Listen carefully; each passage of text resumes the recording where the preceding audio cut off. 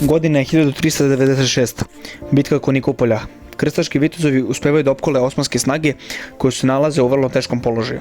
Međutim, u tom presudnom trenutku Sultan Bajazid povlači svoj posljednji adut. Despota Stefana Lazarevića koji juriša u boji sa 2000 srpskih vitezova i prekreće tok bitke. Posle Kosovske bitke leta 1389. godine, mladi knez Stefan Lazarević i srpske zemlje složili su se za surovom i nezavisnu sudbinu. Srbija pala pod vlast moćnog sultana Bajazita. 5 godina kasnije, osmanska moć je uzdrmana u bici kod Rovinja, gdje je vlaški vojvoda Mirča Stariji naneo Turcima težak poraz. Iako je Bajazid preživao, taj poraz je dao novu nadu hrišćanskoj Evropi da bi tursko napredovanje možda moglo biti zaustavljeno. Vesti o Mirčanoj pobjedi brzo su se proširile evropskim dvorovima, gdje su pesnici i hroničari slavili taj događaj kao božju kaznu nad osmanskom ohološću. Ipak, po povratku iz Vlaške, sultan Bajazid je uprkos porazu brzo učvrstio svoju vlast. Nastavio da osigurava kontrolu nad Dunavom, zauzeo se ključne gradove Vidin i Nikopolj. Ove gradovi su bili od presudnog značaja duž reke, a njihovim padom Bajazid je stekao potpunu kontrolu nad ovim važnim vodenim putem.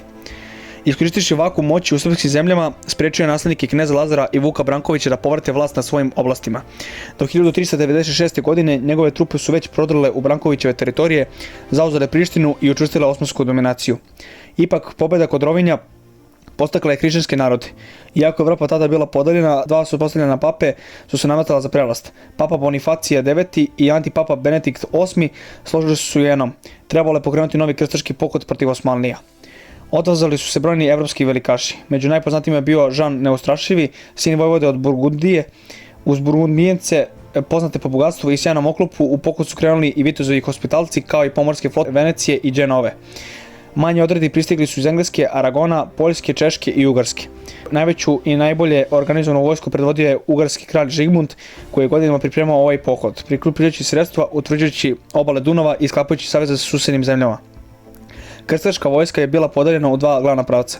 Jedan deo se pridružio kralju Žigmundu u Ugarskoj i napredovao ka Dunavu, dok se drugi deo pod zaštitom Dženevske flote prešao Crno more i iskrcao se direktno na osmansku teritoriju. Do septembra 1396. godine hrišćanske snage stigli su do Vidina. Iako je Vidin bio Bajazidov vazal, njegov vladar je videvši moć krstaške vojske, otvorio kapije i dozvolio da se osmanski garnizon okoli. Vojska je zatim nastavila prema Oršovi, gdje je lokalni vođa postigao dogovor sa Žigmundom o mirnoj predaji. Međutim, krstaši zalepljeni pohlepom i nadmetnošću pokazali su sporazum i pobili lokalno stanovništvo.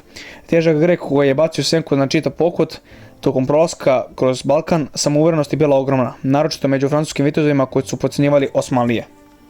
8. septembra krstaška vojska stigla do Nikopolja i započela opsadu. U tom trenutku sultan Bajazid se nalazio u blizini Carigrada, ali čim je čuo vesti, pohitao ka Nikopolju. Pozvao je svog vazala kneza Stefana Lazarevića da mu se pridruži. Iako hroničari često preuveličavaju brojke, istoričari procenjuju da su obe vojske bile približno jednake snage sa oko 25.000 vojnika na svakoj strani. Moral je bio visok, hrišćani su verovali da osvećuju pad balkanskih kraljevstva, dok su Osmanlije branile svoje carstvo u usponu. Sultan Bajazid rasporedio je svoje snage s velikom pažnjom. U središtu je postavio prvi red lake pešadije, ispred kojih su pobodene guste drvene kolce i šilici da bi se usujetio juriš viteške konjice. Iza njih su bili strelci, dok su bokove činili spahije, anadolci na levom, a balkanski konjanici na desnom krilu. U pozadini stajala elitna jedinica janjičari. Najjaču snagu na desnom krilu činili su tešklopljeni srpski vitezovi pod zapovjedništvom kneza Stefana Lazarevića. Bajazid i Stefan posmatrali su bitku iz obližnje šume, odakle su davali naredbe. Krstaška vojska bila je raspoređena u tri glavne celine. Iskusne vlaške trupe pod vojvodom Mirčom držale su levo krilo, dok su na središte i desno krilo činile zapadnoevropske snage. U prvom redu na čelu juriša nalazili su se i francuski vitezovi predvođeni Žanom Neustrašivim, željni slave i pljačke. Iza njih se nalazilo glavno telo vojske, Ugari pod kraljem Žigmundom uz nemački i poljske odrede. Bitka je započela lažnim napadom osmanske lake konjice, koji je naveo krstaške vitezove da krenu u pun juriš. Mislili su da napadaju glavninu Bajazidove vojske, ali su time upali u zamku. Opkoljeni, usporeni kolcima i zasuti kišom strela, pretrpeli su velike gubitke, ali su ipak uspeli da probiju prvi red Osmanlija. U tom odlučujućem trenutku Bajazid reaguje munjevito. Dok je kralj Žigmund pokušavao da zadrži svoje trupe, Žan Neustrašivi, vođen sujetom, bezglavo nastavlja napad. Tada Bajazid oslobađa svoje janjičare, elitnu gardu koja zaustavlja francuski prodor.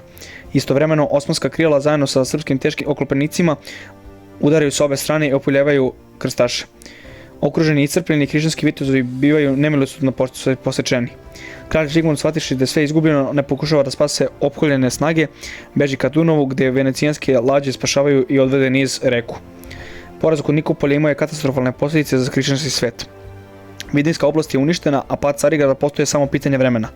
Teritorije Vuka Brankovića potpuno su pale pod osmansku vlast, a on sam je zarobljen i uskoro umro za zatočeništvo.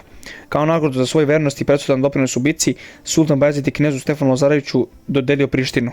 Nekim istaknutim vitezovima i vlastelima iz Vidina bilo je dopušteno da otkupe svoju slobodu i vrate se u Srbiju, ali razmere hrišćanskog poraza bile su ogromne i neosporne.